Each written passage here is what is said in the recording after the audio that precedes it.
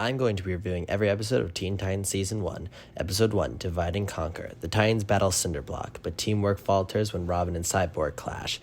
A solid opening showcasing the team's dynamics and introducing their struggles to work as a unit, but I rarely catch myself revisiting. 6 out of 10. Sisters. Starfire's sister Blackfire arrives and charms the team, leading to a sibling rivalry. Great Starfire episode, adds depth to her character and introduces her insecurities with an emotional yet fun tone. Also sets up Robin and Starfire's love story. That final scene with them is fantastic. 7 out of 10. Final exam. The Titans faced the Hive Academy students in their first big fight. A strong introduction to Slade's larger schemes and the Titans' vulnerabilities. Shows the importance of Robin's leadership and begins his obsession. 7 out of 10. Forces of nature. Beast Boy and Cyborg's prank on Starfire backfires when the destructive thunder and lightning appear. A heartfelt lesson about responsibility and understanding wrapped in high-energy battles. Meh. 6 out of 10. The sum of his parts. Cyborg confronts his identity as part machine when he's trapped by the robotic Fix-It. A thoughtful exploration of self-acceptance balanced with humor and tension. Great episode, but again, the first season's character-focused episodes hit or miss for me. 5 out of 10. Nevermore. Raven's dark side is revealed when Beast Boy and Cyborg accidentally enter her mind. Okay, I take back what I said. I love this character-centered episode. The different emotions make for such good humor and a Trigon reference to add to it. A gripping, visually stunning episode that explores Raven's character and inner demons. 9 out of 10. Switched. Starfire and Raven switch bodies, learning to appreciate each other's differences. A fun and insightful episode that strengthens their bond and delivers some great comedic moments. Lessons of this episode come back way later in the show. 7 out of 10. Deep 6. The Titans team up with Aqualad to stop Trident, leading to a rivalry between Aqualad and Beast Boy. A lighthearted adventure that I never watched. 3 out of 10. Masks. Robin's obsession with catching Slade leads him to create a mask persona known as Red X. This is a perfect character-focused episode. A dark and intense episode that delves into Robin's determination and flaws. 9.5 out of 10. Mad Mod. The Titans are trapped in a surreal school run by the zany Mad Mod. A visual, creative, and quirky episode with a unique sense of humor and style. 7 out of 10. That song in the middle is a bop. Car Trouble. Cyborg's beloved car is stolen, leading to a wild chase. A lighthearted and personal story with plenty of laughs and Cyborg's trademark charm. 7 out of 10. And now for the two-part finale. Apprentice. Apprentice Part 1. Robin's obsession reaches a boiling point as Slade forces Robin to work with him by threatening the team. A gripping, emotionally charged episode showcasing Robin's struggle with loyalty and morality. 9 out of 10. And for the finale, Apprentice Part 2. Robin defies Slade's control in a thrilling, action-packed conclusion. It's a perfect mix of character flaws that makes a gripping story that wouldn't be possible if he hadn't spent so many episodes with these fantastic characters. A satisfying finale highlights the Titans' unity and sets a stage for future conflicts. 10 out of 10. Reviewing every episode of Teen Titans Season 2. How Long is Forever? This episode kicks off Season 2 with an emotional and thought-provoking story. Starfire accidentally travels 20 years into the future only to find the Titans disbanded and broken. This dystopian setting, older version of the team, and deep themes of friendship and time make this a standout episode. Plus, the first hint of Nightwing is a treat to fans. That entrance is beautiful and iconic. 9 out of 10. Every Dog Has His Day. A lighter comedic episode that focuses on Beast Boy, who gets mistaken for an alien dog by a weird collector named Soto. While fun and goofy, it doesn't offer much depth. There are some good laughs, but it's one of the weaker episodes of the season and the series as a whole. 4 out of 10. Terra. Introducing Terra, who immediately brings depth and tension to this season. Her dynamic with Beast Boy is charming and her insecurity about controlling her powers is relatable. The twist at the end with Slade subtly manipulating her sets up one of the best arcs in the series. This storyline has been done to death in basically every single Teen Titans adaptation, but being that it was a lot of people, myself included, introduction to this story, it gets a pass. And it's the best version of this arc. A fantastic episode that lays the foundation for the drama to come. 9 out of 10. Only Human. This episode focuses on Cyborg's struggle with his human limits as he fights the robotic champion, Atlas. The beginning scene is relatable as hell for any athlete. This episode hits different for me, especially now. The fight scenes are solid and Cyborg's character gets some well-deserved development. 8.5 out of 10. Fear Itself. One of the most unique and great episodes in the series, leaning into psychological horror. As Raven's subconscious fears manifest into real monsters, the Titans are trapped in a terrifying nightmare. The animation style is fantastic, and the horror elements make this an exciting departure from the usual action-packed formula. Plus, Cyborg's line of "sunrise, time for bed" is just so relatable and gets me laughing every time. Date with Destiny, a surprisingly fun and hilarious episode that introduces Killer Moth and his spoiled daughter Kitten, who forces Robin to take her to prom. Great concept, by the way. It's a great mix of comedy and action, with Starfire's jealousy subtly adding to the team's dynamics. This is an episode I come back to quite a bit when I need a good laugh. 7.5 out of 10. Transformation. A strong character-focused episode for Starfire as she undergoes a sudden transformation. Haha, get it? She struggles with self-acceptance and self-worth. Okay, look, I like the message. The story clearly mirrors puberty and body image issues, making it relatable while still keeping the alien sci-fi elements fun. But it's just not for me. It's the opposite of the Cyborg episode, just not relatable enough for me to want to come back to it so often. But again, solid episode. 6.5 out of 10. Titans Rising. Tara returns, seemingly wanting to make amends and rejoin the team. There's tension between her and Raven, and the foreshadowing of Tara's true loyalties adds a layer of suspense. The fight against Slade's underground base is intense, and the final scene leaves you questioning whether Tara has truly changed or is still under Slade's influence. 9 out of 10. Winner take all. I don't care what anyone says, this episode is a blast. A fun tournament-style episode featuring Robin, Cyborg, and Beast Boy competing against other heroes in a battle royale hosted by the Master of Games.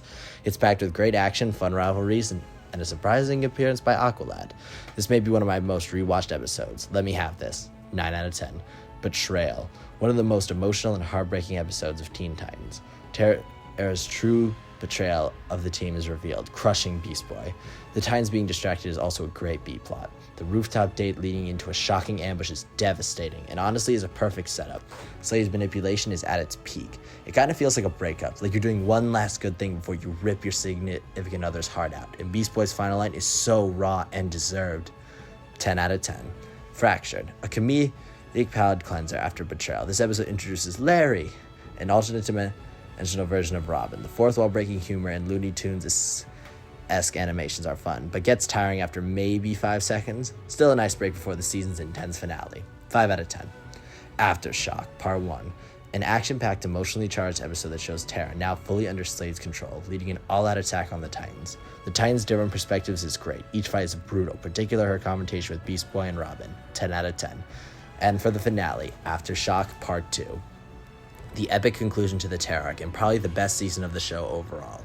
The battle between Tara and the Titans is heart-wrenching, and her final act of redemption, sacrificing herself to stop Slade, is incredibly powerful. The animation, voice acting, and emotional weight make this one of the most memorable episodes of the entire series. The bittersweet ending with the Titans mourning her loss is hauntingly beautiful. 10 out of 10. Reviewing every episode of Teen Titans Season 3. Deception. This episode kicks off Season 3 with an infiltration mission as Cyborg goes undercover at the Hive Academy to gather intel on the new main villain, Brother Blood. The action is strong, and the intention of Cyborg maintaining his cover adds suspense.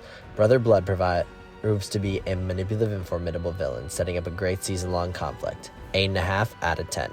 X. Red X returns, but this time it's not Robin behind the mask, it's Jason. The episode balances humor, action, and mystery well, while exploring Robin's guilt over the creation of the Red X persona. I love Starfire poking him at the beginning and Cyborg damn near dissecting him with a glove. 9 out of 10. Betrothed. Starfire is forced into an arranged marriage on her home planet Tamaran, which reintroduces her jealous and power-hungry sister Blackfire. The world building is strong and the team's culture shock moments are hilarious. The emotional tension between Robin and Starfire also makes this episode a standout. I think this is Robin's funniest episode. Honestly, it damn well may be the team's funniest episode. Beast Boy yelling about being a vegetarian and Cyborg and Raven just enjoying the chaos is perfect. 7.5 out of 10. Crash. Beast Boy accidentally infects Cyborg with a computer virus, causing him to go haywire. The episode is comedic and chaotic, but also explores Beast Boy's impulsive nature and its consequences. Mad Mod's brief return is a fun surprise as well. 6 out of 10. Haunted. The single best Teen Titans episode, and one of my favorite episodes of any show ever. Robin becomes obsessed with Slade, even though Slade is supposedly gone. The episode is the most psychological and intense in the series, exploring Robin's fears and descent into paranoia. This scared the hell out of me as a kid, and honestly still doesn't sit right. This is Robin's most Batman kind of episode. I love that Slade feels more like a force of nature. The eerie atmosphere, haunting visuals, and strong voice acting make it a standout. It's a masterpiece in psychological storytelling and character depth, and the looming threat for the future presents masterfully. 10 out of 10.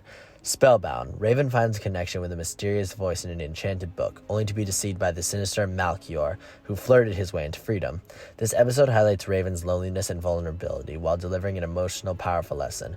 "I'm not weird, just different" is a standout line. 8.5 out of 10. Revolution. Mad Mod takes over the city, rewriting history and turning everything into a British dystopia. While more of a comedy episode, it features stylish animation and fun action sequences. It's goofy but undeniably entertaining. Beast Boy's plan makes me laugh every time. 6 out of 10. Wavelength. Cyborg leads the Titans to stop Brother Blood from using a doomsday weapon. This episode serves as a direct continuation of Deception, raising the stakes and emphasizing Cyborg's personal struggle against Blood's influence. 5 out of 10. Solid action and important for Cyborg's arc, but oh so boring. The Beast Within. Beast Boy undergoes a terrifying transformation, becoming more animalistic and aggressive after a lab accident. The horror elements are well executed, and the story gives Beast Boy rare emotional depth, especially in his dynamic with Raven. I don't know why they amped up the psych horror this season, but I am here for it. 9.5 out of 10. Can I keep him? Starfire adopts a mutant caterpillar named Silky, leading to chaos when it transforms. This is one of the season's more lighthearted episodes when the humor and action. It's fine, I guess. 6 out of 10. Bunny Raven, or How I Make Titanium Disappear. The Titans are trapped in a surreal magic dimension by Mumbo. A unique animation and wacky premise make it a fun visual treat, even if it's one of the more absurd episodes. 7.5 out of 10. Fun and visually creative, but doesn't advance the story much. Titans East, Part 1 and 2. Cyborg helps establish a new team, Titans East, but struggles with leadership while Brother Blood makes his move. The introduction of Aqualad, Bumblebee, Speedy, and Masi Manos adds to the excitement. Okay, this is the weakest season finale of the entire show. The season has some great standout episodes, but I wish they gave Cyborg a better main villain. First part has an 8.5 out of 10. The second part, Brother Blood takes control of Titans East, leading to an intense showdown. Cyborg proves his growth by overcoming Blood's mind control, giving him a satisfying character arc. Final battle is action-packed. Okay, yes, it's the power of friendship, but whatever. 8 out of 10. A strong season finale with great fights and character development. Reviewing every episode of Teen Titans Season 4. Don't touch that dial. When Control Freak returns with a magic controller, he traps the Titans inside a world of TV channels. Each Titan is transported into a different show genre, from anime to sitcoms. It's a meta-comedic detour that pokes fun at the show itself while giving everyone some quirky screen time. The Star Wars parody is always a favorite of mine. 8 out of 10. The Quest. Robin, feeling frustrated about his defeat, travels across the globe on a secret quest to find the legendary martial artist who trained Batman. The journey tests his discipline and skill, mainly just fighting cool animals, to be honest, while the Titans back home humorously try to guess where he went. It's a stylish and introspective episode that explores what it means to be a hero without powers. 8 out of 10. Birthmark. Alright, let's start the series arc. On Raven's birthday, a strange mark appears on her body, and Slade suddenly returns, more terrifying than ever, with fire, shadows, and violence following him. The episode turns dark, fast, revealing that his first hints of Raven's apocalyptic destiny. The moment where she freezes time is still amazing. One of the most important and emotionally charged episodes in the series. 9 out of 10. Cyborg the Barbarian. Cyborg is thrown back in time to a primitive world with no technology, where he becomes a mythical warrior to oppressed villagers. As he tries to protect them and return home, he's forced to rely more than just his mechanical parts. It's a heartfelt standalone episode that explores Cyborg's identity beyond his hardware. It's fine, I rewatch it barely. 5 out of 10. Employee of the Month. Beast Boy gets a job at a fast food joint to win a moped, but the restaurant turns out to be a front for a bizarre alien invasion plot. The episode is wacky and comedic, with sci-fi humor and Beast Boy's goofiness front and center. Him taking the evil tofu on a ride through the city is great, and then Cyborg eats him, but that's beyond the point. 7 out of 10. Troc. This is the racism episode. An alien hero named Valkyr joins the Titans, but openly disrespects Starfire due to her Tamaranian heritage. Starfire hides her hurt to keep them together, but eventually confronts the discrimination. A great moment between Cyborg and Starfire in this episode, and I love when Robin is immediately ready to box Val when he hears about the disrespect. A surprisingly deep and serious episode. 8 out of 10. The Prophecy. Raven finally reveals her connection to Trigon, her father, a demon set to destroy the world. The team is horrified, but they stand by her as she begins to accept the truth about her destiny. The episode balances world building with growing tension, setting the stage for the dark arc ahead. 8.5 out of 10. Stranded. While battling aliens, the Titan ship crashes on a strange planet, splitting the team apart. This is one of those BS misunderstanding episodes, but whatever. Robin and Starfire are forced to survive together, leading to emotional tension and a long-awaited romantic development. Not a fan of it personally, so 4 out of 10. Overdrive. This is an excellent episode, though. Cyborg pushes himself to become faster and more efficient after feeling outpaced by villains and his teammates. He installs an upgrade that boosts his performance but also drains his personality and decision making. Okay, I love that he gets so obsessed. It's a great showing how you shouldn't lose yourself to achieve your goal. And I also love that Cyborg's voice gets more robotic as the episode goes on. And also him getting stressed over fucking Billy Numerous is hysterical. 9 out of 10. Mother May I. I'll be honest, I don't want to talk about this episode. It's fun, it's fine. There's a naked joke for some reason. The Titans are controlled by Pi. 4 out of 10, let's get to the finale. The end. Slade returns with powers granted by Trigon and begins destroying cities to usher in the end of the world. Raven accepts her fate after trying to hide it from the Titans as the Destroyer and isolates herself from her friends, believing the prophecy must come true. The episode kicks off the trilogy with intense despair. The Titans endlessly fighting for Raven at the end of the episode is a great showing. 9.5 out of 10.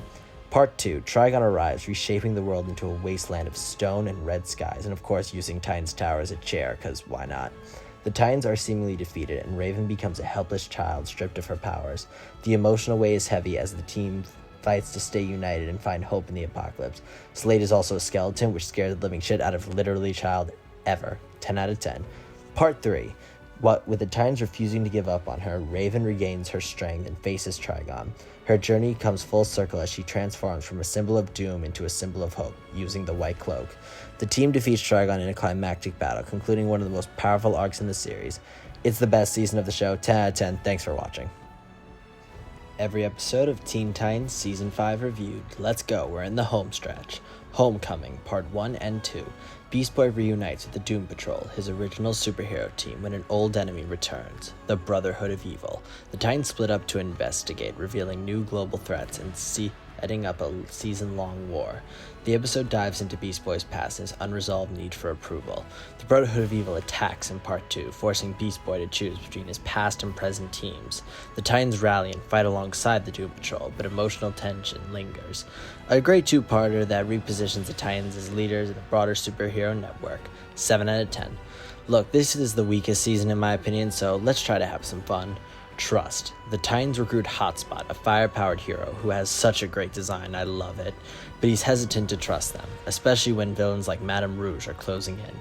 The episode plays with the theme of earned trust versus blind loyalty and gives Hotspot a moment to shine.